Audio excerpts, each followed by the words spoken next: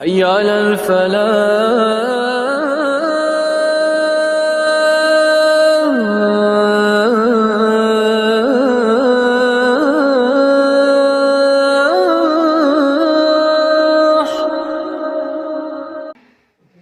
فأعوذ بالله من الشيطان الرجيم. بسم الله الرحمن الرحيم. ألم يأن للذين آمنوا أن تخشع قلوبهم لذكر الله. قوت فکر و عمل پہلے فنا ہوتی ہے. قوت فکر و عمل پہلے فنا ہوتی ہے. تب کسی قوم کی قسمت پہ زوال آتا ہے. محترم حضرات، جناب صدر، سامعین کرام، حاضرین جلسہ، آج کی اس مبارک محفل اور بابرکت مجلس میں مجھے آپ جیسے معزز و مکرم لوگوں کے سامنے اسٹیج پہ آنے کا موقع ملا. میں اپنے آپ کو بہت ہی خوش نصیب سمجھتے ہوئے آپ جیسے معزز و مکرم لوگوں کے سامنے موجودہ خرافات کے بارے میں کچھ عرض کروں گی. مجھے امید ہے کہ آپ غور سے سنیں گے.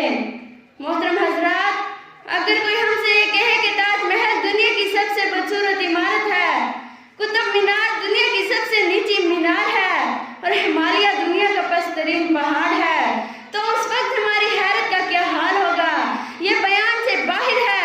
لیکن اگر کوئی شخص یہ کہے کہ محمد صلی اللہ علیہ وسلم کی امت دنیا کی رذیل ترین امت ہے، تو ہمیں ذرا برابر بھی حیرت و تعجب نہیں ہوگا. حالانکہ اگر دیکھا جائے تو اس سے زیادہ حیرت و تعجب کا مقام ہے. ذرا سوچئے، کیا یہ حیرت کی بات نہیں کہ جس قوم کا ہاتھوں میں قرآن جیسا چراغ ہو وہ راہ کی ٹھوکروں میں الجھ کر رہ جائے؟ کیا یہ مقام افسوس نہیں کہ جس قوم کو انتم العالون ان کنتم مؤمنین اور کنتم خیر امت اخرجت للناس کا سرٹیفکیٹ دیا گیا ہو، وہی قوم سب سے زیادہ حقیر ہو؟ کیا یہ مقام افسوس نہیں کہ جس قوم کو وما الحیات الدنیا الا لعب و لہو کا الٹیمیٹم دیا گیا ہو، وہی قوم اس قدر دنیا دار ہو جائے کہ لوگ یہ طعنہ دینے لگیں حقیقت روایات میں کھو گئی، حقیقت روایات میں کھو گئی، یہ امت خرافات میں کھو گئی. بلا شبہ یہ چند حقائق ہیں جو ہر مسلمان کے لیے باعث شرم و عار ہیں. لیکن آخر اس کی وجہ کیا ہے؟ کیا ہم نے کبھی غور کیا؟ وجہ صاف ہے کہ ہم دین کا دعویٰ تو کرتے ہیں لیکن اپنی زندگی میں وہ مقام نہیں دیتے جو اس کا حق ہے. ہم دین کے مطابق خود کو ڈھالنے کی کوشش نہیں کرتے بلکہ دین کو اپنے خواہشات کی تابع بنانا چاہتے ہیں. ہم چاہتے ہیں کہ ہم مسلمان بھی رہیں اور تہذیب عیسائیت بھی ہم سے نمایاں ہو. ہمارا یہ خیال ہے کہ لوگ ہمیں خیر امت بھی کہیں اور ہندو رسم و رواج بھی ہماری زندگی کا حصہ ہو. ہم یہ سوچتے ہیں کہ لوگ ہمیں توحید کے لمبردار بھی کہیں اور مزاروں کی چوکھٹیں بھی ہمارے سجدوں سے سجی رہیں. گویا ہمارا یہ نظریہ کہ ہم بائک وقت ہندو، عیسائی اور یہودی بھی رہیں اور لوگ ہمیں پکا سچا مومن بھی کہیں. حضرات، اسلام کی اولین بنیاد توحید ہے، لیکن اس ملک کے چند پیٹ پرست ملاؤں نے اس عقیدہ توحید کی وہ درگت بنا دی ہے کہ خدا کی پناہ آج اس ملک کے مسلمانوں کا یہ حال ہے کہ جو پیشانی خدا لم یزل والا ازال کے سامنے جھکتی تھی، آج وہ کتے شاہ اور گھوڑے شاہ کے مزاروں کی زینت بنی ہوئی ہے، جسے میں کہ تعویذ گنڈوں کا بوجھ ڈول رہا ہے. فریاد غوث اعظم قبول کرتے ہیں تو اولاد اجمیر میں ملتی ہے. ارے تف ایسی توحید پر اور لعنت ہے ایسے عقیدے پر. افسوس کہ ان بدعتی ملاؤں نے اسلام کو کیا سے کیا بنا دیا. وہ دین جس سے توحید پھیلی جہاں میں، وہ دین جس سے توحید پھیلی جہاں میں، ہوا جلوہ گر حق زمین و زماں میں، رہا کفر باقی نہ وہم و گماں میں، رہا کفر باقی نہ وہم و گماں میں، وہ بدلا گیا کہ ہندوستان میں. اور صرف یہی نہیں بلکہ ان پیٹ پجاری ملاؤں نے عشق رسول کی آڑ میں وہ خرافات کیے ہیں کہ اگر اس کو بیان کیا جائے تو کلیجہ منہ کو آنے لگتا ہے اور زبان اس کی ادائیگی سے انکار کرتی ہے. افسوس کہ ان کا عقیدہ اس قدر سڑ چکا ہے کہ ان کو یہ کہنے میں بھی شرم نہیں آتی. وہی جو مستوی عرش تھا خدا ہو کر، وہی جو مستوی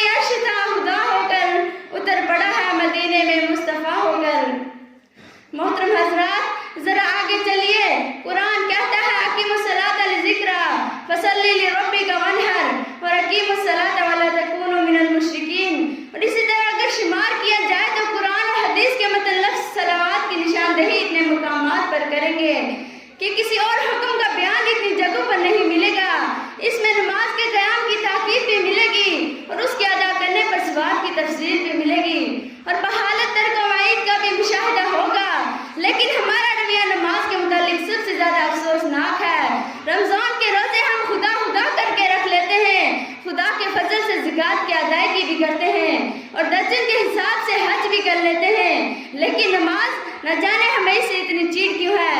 ہم ہوٹلوں پہ بیٹھ کے 2-4 گھنٹے گزارنے میں ماہر ہیں، لیکن نماز کے لیے ہمارے پاس وقت نہیں۔ ہم اپنے دنیاوی آرام و آسائش کے لیے ہمیں کمانے کی فکر ہے، لیکن نماز ضائع ہو رہی ہے، اس کی کوئی فکر نہیں۔ محترم حضرات، ذرا آگے چلیے، اس امت کی خرافات کی داستان یہی ختم نہیں ہو جاتی، بلکہ جس روح سے بھی دیکھیں گے یہ خرافاتوں کا مجموعہ نظر آئے گا۔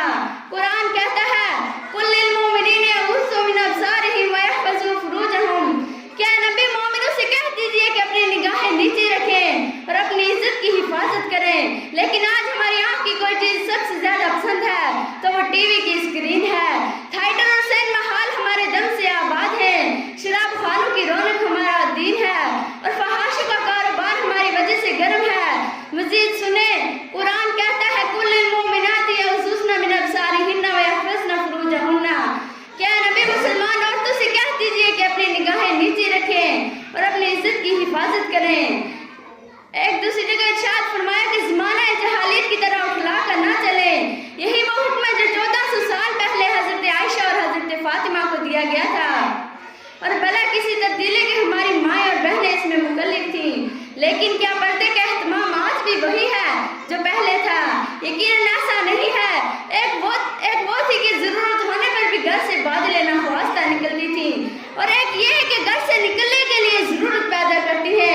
ایک وہ تھی کہ کسی غیر کو نہ ہو تک دکھانا پسند نہیں کرتی تھی، اور ایک یہ ہے کہ غیر کو چہرہ دکھائے بنا چین نہیں۔ ایک وہ تھی کہ عام چال چلنے سے بھی جھجکتی تھی، اور ایک یہ ہے کہ اس طرح پہلو بدل کر ناز سے چلتی ہے کہ ہرنی کو بھی شرم آ جاتی ہے۔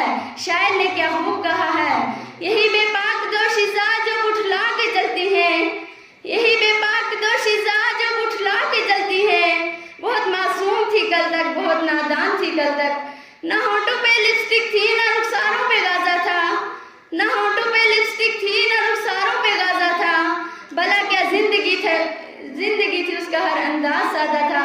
آخر میں اللہ تعالیٰ سے دعا ہے کہ اللہ تعالیٰ ہمیں ان تمام خرافات سے پاک کر دے، آمین۔ وآخر دعوانا الحمدللہ رب العالمین۔